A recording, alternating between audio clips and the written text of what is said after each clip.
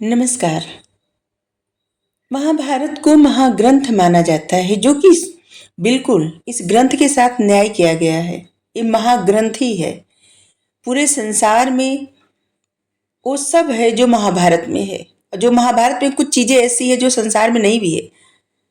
अगर संसार में कुछ ऐसा बताया जाए कि ये संसार में है और महाभारत में नहीं है तो ये गलत है। पूरी महाभारत में एक तरफ ये बताया जाता है कि जीवन कैसे जीना चाहिए, वहीं दूसरी तरफ बताया जाता है कि कैसे नहीं जीना चाहिए, क्या करना चाहिए, क्या बिल्कुल नहीं करना चाहिए। जिन लोगों के ऊपर एक ग्रंथ लिखा गया है वो सब के सब अपने आप में पूर्ण भी हैं और अपूर्ण भी हैं, दोनों हैं। योद्धा भी हैं और गलती करने वाले भी हैं। सभी लोग गलत कर्म करते हैं और उन कर्मों का दंड भी वो भुगतते हैं। सभी लोग जिन्होंने अनेक गलतियां की और उनका कर्म कर्म फल भी भुगते, उन्हें प्राप्त हुआ कर्म फल। कर्म कर्म करे कर्म फल। यहाँ पर ये भी समझाया गया है कि कोई कितना भी बड़ा धर्मात्मा दान पुण्य करने वाला हो, लेकिन वो अपने गलत कर्म का दंड अवश्य भुगतेगा। जैसे युधिष्ठिर, उन्होंने जुआ खेला और उसका दंड भी भुगते।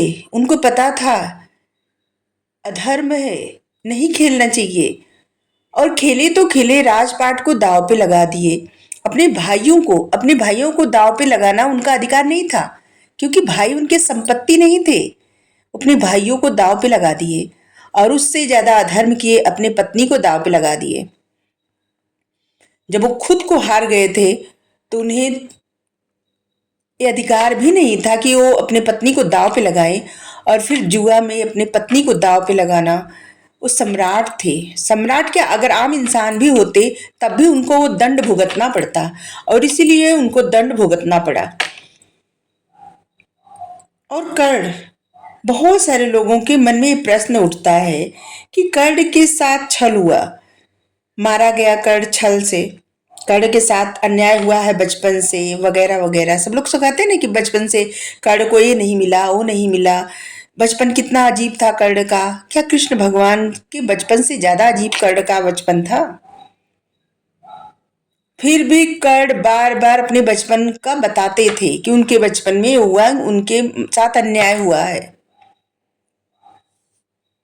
और इसीलिए बहुत सारे लोगों के मन में ऐसा प्रश्न रहता है कि कर्ण तो महादानी है, महादानी थे, उनके साथ अन्याय क्यों हुआ, उन्हें छल से क्यों मारा गया?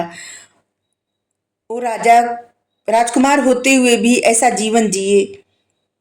यहाँ पर कितनी बड़ी बात सीखने को मिलती है कर्ण के जीवन से।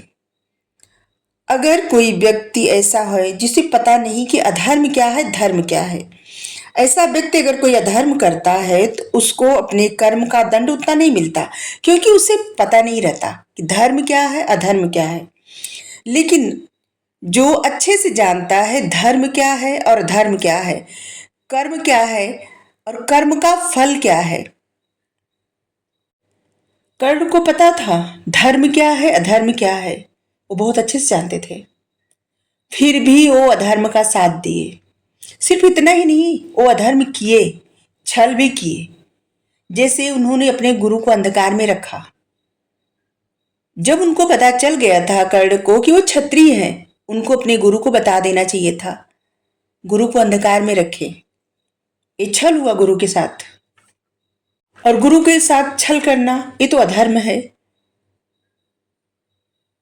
द्रौपदी को अपशब्द बोलना, जब अधर्म हो रहा था, जब जुआ खेला जा रहा था, पासे खेले जा रहे थे, उस वक्त अधर्म का साथ तो कर दे रहे थे, क्योंकि दुर्योधन के साथ बैठे थे। लेकिन उन्होंने स्वयं अधर्म किया, उन्होंने अपशब्द बोला, जबकि वो ये बात अच्छे से जानते थे कि एक नारी का अपमान करना घृणित कार्य होता है। क्योंकि अगर नारी ना होती तो कोई भी कहीं नहीं होता, कुछ भी नहीं होता। फिर भी वो ये अधर्म किए।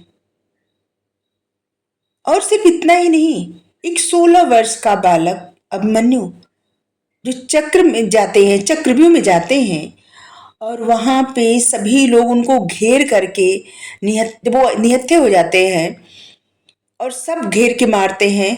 तो कर्ण भी तो मारते हैं। अगर इतने वो हर चीज का पालन करते तो कहते कि नहीं, ये अधर्म नहीं करेंगे, ये तो सबसे बड़ा अधर्म है। लेकिन फिर भी वो अधर्म करते हैं। और यही कारण था कि कर्ण को भी अधर्म छल से मारा गया, क्योंकि उन्होंने जितने छल किए थे ना, जो भी कर्म रहता है, कर्म कभी किसी का पीछा नहीं छोड़ता। और वही महाभारत में समझाया गया है। धर्म अधर्म की व्याख्या की गई है। क्या करना चाहिए, क्या नहीं करना चाहिए, ये सब समझाया गया है, बताया गया है। ऐसे लोग जो नहीं जानते धर्म अधर्म की व्याख्या, कर्म का फल नहीं जानते, उनको इतना दोष नहीं पड़ता। लेकिन जो लोग सब कुछ जान करके फिर भी बुरा करते हैं, गलत राह चुनते हैं, गलत पथ चुनते हैं, तो फिर उनको उसका दंड भुगतना ही पड़ता है, और ज्यादा भुगतना पड़ता है। क्योंकि श्री कृष्ण भगवान जी का बचपन कितना कठिनाइयों से भरा हुआ था, लेकिन उन्होंने गलत रास्ता नहीं चुना। हाँ, है वो भगवान, लेकिन वो गलत रास्ता नहीं चुने, सिखाने के लिए कि कुछ भी हो जाए, सही रास्ता, धर्म का रास्ता ही चुनना चाहिए। लेकिन कर्ण ने अधर्म का रास्ता चुना। ये उनका अपना चुनाव था, अधर्म का पथ चुनना। उनको सब पता था कि वो क्या कर रहे हैं, और इसीलिए अधर्म से ही वीर गति को प्राप्त हुए। ये पथ उन्होंने खुद चुना था, और जैसा पथ मंजिल भी तो वही मिलती है। राधे राधे।